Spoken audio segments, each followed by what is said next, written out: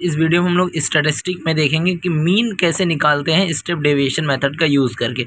Step deviation method इसलिए आया ताकि हम क्या कर सके, कैलकुलेशन को थोड़ा कम कर सके। ठीक है, तो इसमें कितने कॉलम बनाएंगे हम, टोटल 6 कॉलम बनाएंगे। क्लास होगा, class mark DI UI FI UI into FI। ठीक है, फिर U बार की ये फार्मूला होगा और X बार का ये फार्मूला, यानी लास्ट मीन निकालने का ये फार्मूला।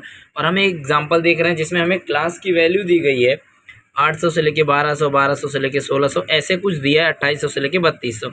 इसकी फ्रीक्वेंसी दी गई 315 ऐसे दी गई है। ठीक है, क्लास मार्क निकालना सबको अब तक आता ही होगा।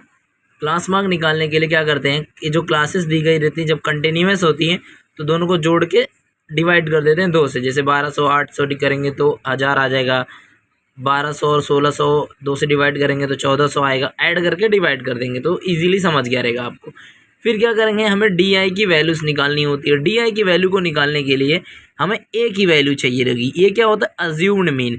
अज्यूम्ड मीन कैसे आता है, XI में जिसकी सबसे ज़्यादा फ्रीक्वेंसी होगी, यानी कि XI है, इसके सामने जिसकी फ्रीक्वेंसी ज़्यादा, जैसे 30 है, 30 किसका है, 2400 से लेकर 2800 वाले का।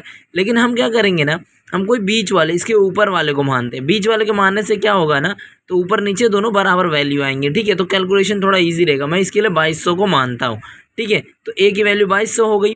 अब DI is equal to XI minus 2200 होगा, यानी ये की जगह 2200। तो सबको XI माइनस हर एक पर्टिकुलर XI से सब्ट्रैक्ट करेंगे तो हमारे जो 1000 माइनस 2200 ये आएगा, 1400 माइनस 2200 तो 800 आएगा, 1800 माइनस 2200 तो माइनस 400 आएगा, फिर 0, फिर ऐसे ये वैल्यूज़ आ जाएंगी। ठीक है, अब हमें UI निकालना है। UI के लिए क्या करना पड़ेगा, DI डिवाइडेड बाय G, यानी ये जो DI है इसको G से डिवाइड करना पड़ेगा। G क्या होता है, greatest common difference between DI, मतलब DI के बीच का जो डिफरेंस होता है उसी से हमें डिवाइड करना है।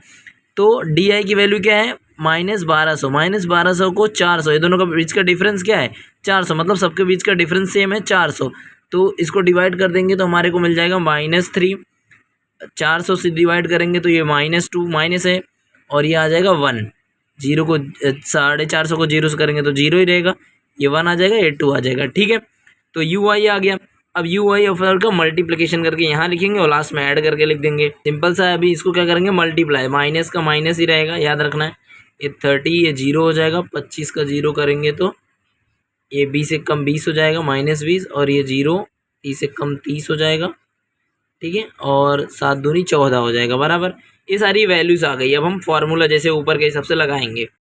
अब हमें क्या निकालना है, समीशन ऑफ FI। ये टोटल कितने हमारे पास फ्रीक्वेंसी है, 100, और दोनों का मल्टीप्लिकेशन करेंगे तो -15 आ जाएगा। अब क्या करना पड़ेगा, U बार, इसको म्यू भी पढ़ते हैं हम लोग।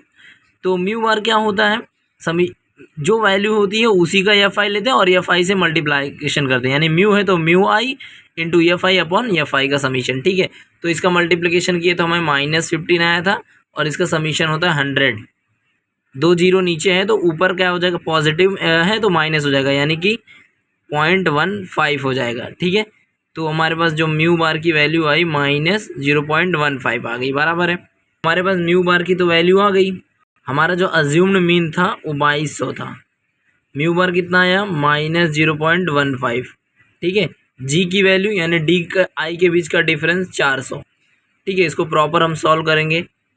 भाई ये माइनस हो जाएगा हमारा, नहीं तो हम क्या करेंगे, पहले ये दोनों का मल्टीप्लिकेशन कर लेते हैं बोर्ड मास का रूल का अप्लाई करके। तो ये हो जाएगा हमारे पास 60.00।